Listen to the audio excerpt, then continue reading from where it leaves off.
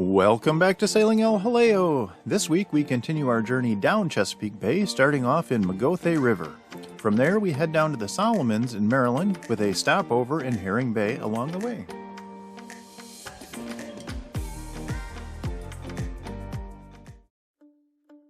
We had spent several days anchored in Deep Creek waiting out bad weather in Chesapeake Bay, and it was time to get going again. Deep Creek is located just south of the entrance of Magothé River. Deep Creek is one of my favorite anchorages along Chesapeake Bay. It's very protected from high winds in all directions except from the north to northeast, and is located in a very nice neighborhood with restaurants and amenities close by. It probably sounds kind of weird, but after spending 3 days at one location, we were all chomping at the bit to get back on the road again.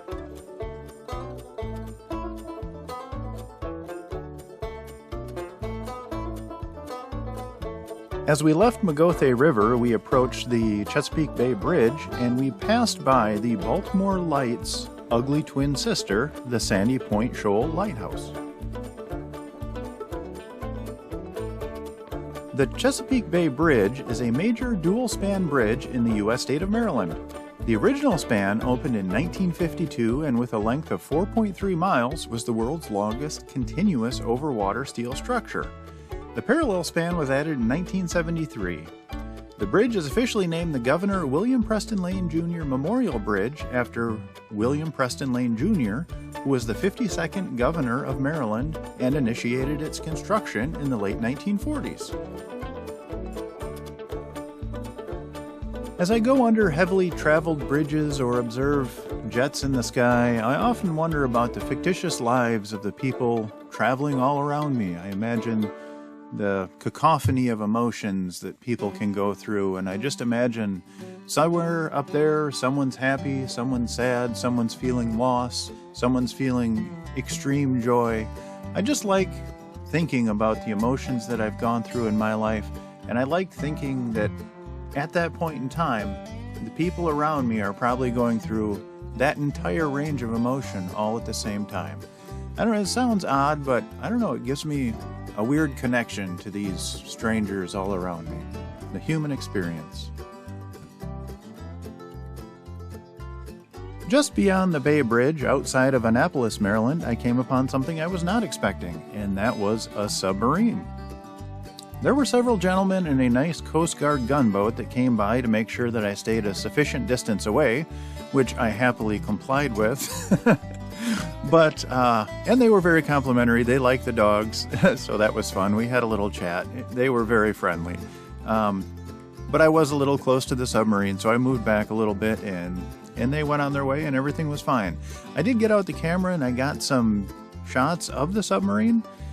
Later on, I tried to find out what specific submarine it was. I had some shots of the tail fin. I don't know if they're marked like a Navy vessel would be. I couldn't find any information on this sub, so I don't know anything about it.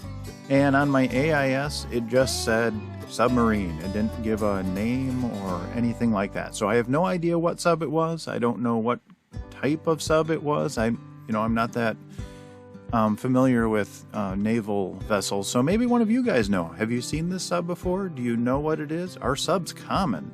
I was pretty blown away. I thought it was really darn cool. I'm not gonna lie.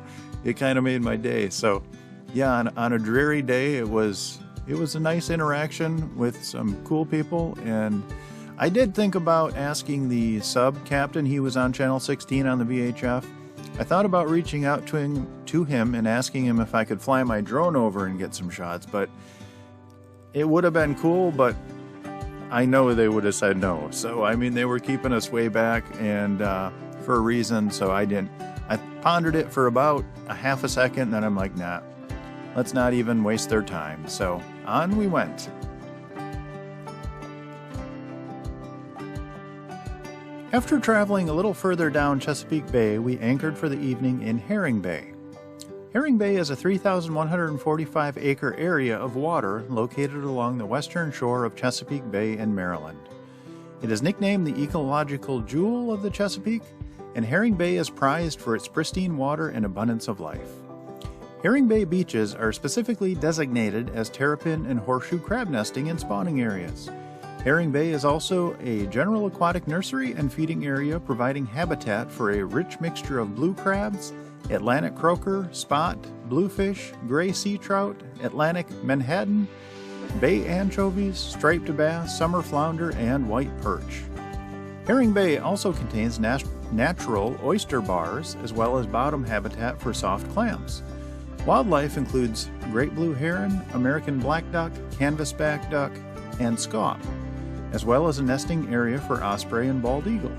Finally, the area along the shore contains submerged aquatic vegetation. There are quite a few marinas in Herring Bay, and last time we visited Herring Bay, I flew the drone over to Harrington Harbor South, one of the largest marinas on the south side of Herring Bay. This time I decided to fly north and check out Harrington Harbor North.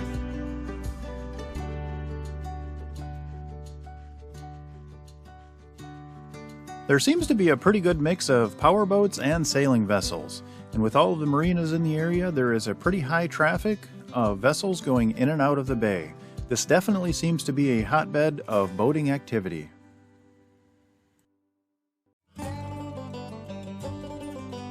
While Herring Bay is very beautiful and there are several established anchorages along the shore, it's not really a very good place to anchor. Unfortunately, going down Chesapeake Bay when you've got limited range like we do, it's one of the few places we can anchor. And you really do have to pick your point to anchor here. It is just an inlet on the western shore, so it's really not that very well protected except from the west and the southwest. Any other wind from any direction is going to cause problems. And on the night we were there, I always try and stay there when the winds are going to be 5 knots or less. And they were very calm that night. We had no wind. It was awesome. The bay was glass. But we were running parallel to the shipping channel. And lots of big cargo ships, oil tankers come through here. So at night when those large transport vessels would come through, they would throw wake. And since we were parallel to them, we were rolling side to side quite a bit.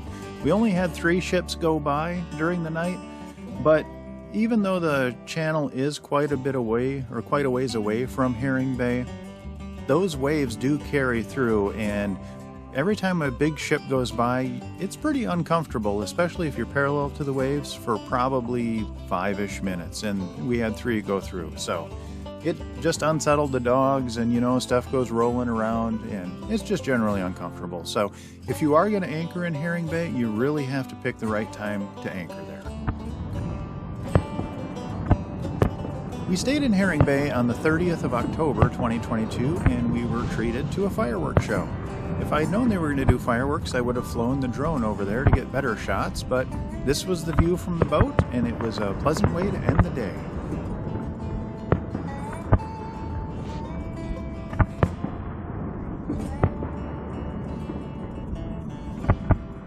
Hey y'all, today is Tuesday. I think it's November 1st, I'm not quite sure.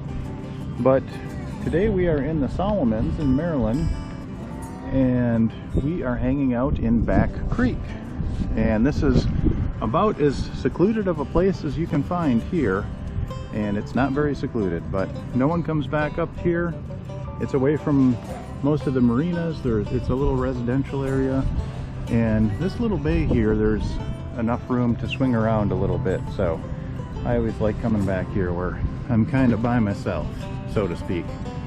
The kids and I are just hanging out.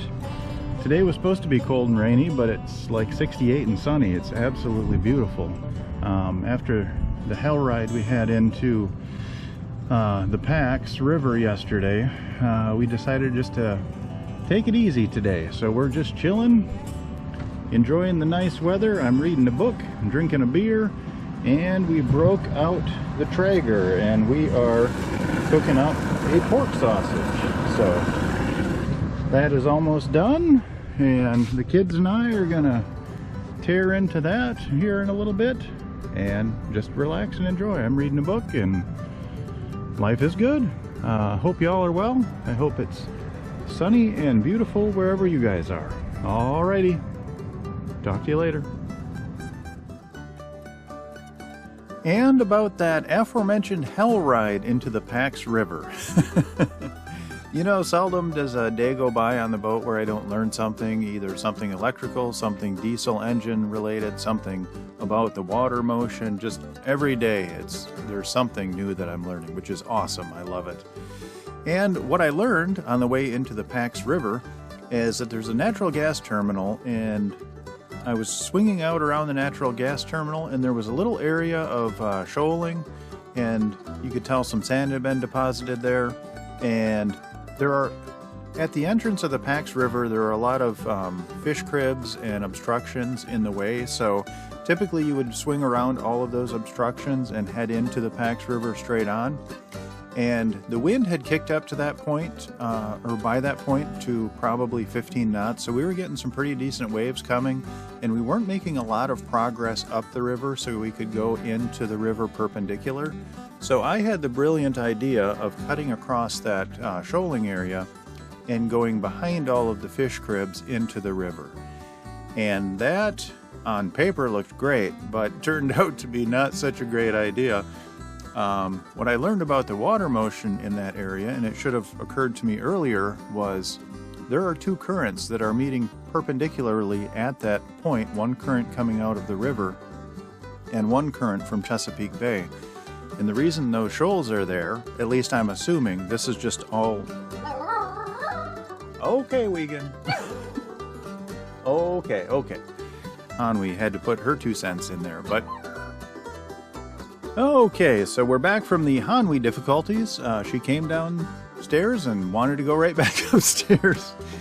She is a little tempest. We love having her aboard. She's just a little spark plug. But anyway, so where the two currents come together there were a lot of swirls and eddies, and what was going on at the surface definitely is not the same as what was going on underwater. So it was very unpredictable, the water motion, the waves, the way they formed, they were coming at different angles. It was just really confused seas, and in retrospect, I should have realized that going into that area would be an issue.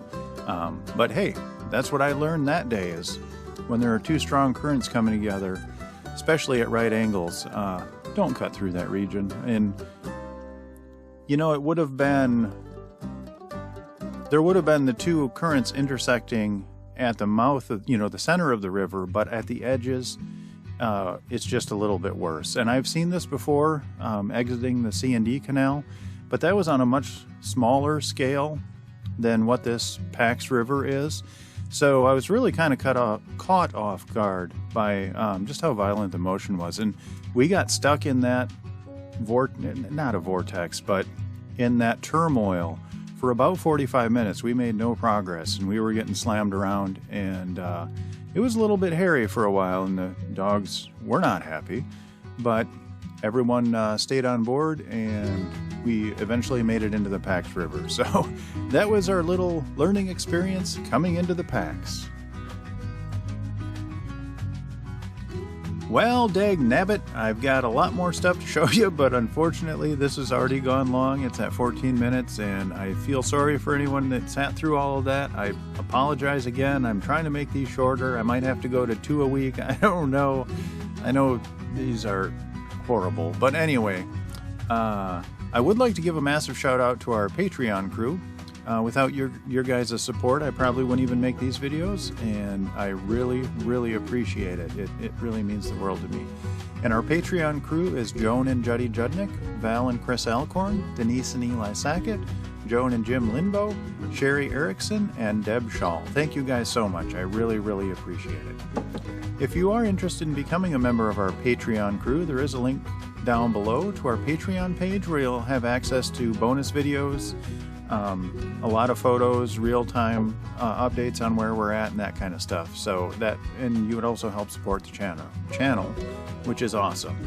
If you do like our videos, please like, comment, and subscribe, because that helps us out a lot as well. And Hanwi had the last word there. Alrighty, hope you all are well, and we'll see you next week.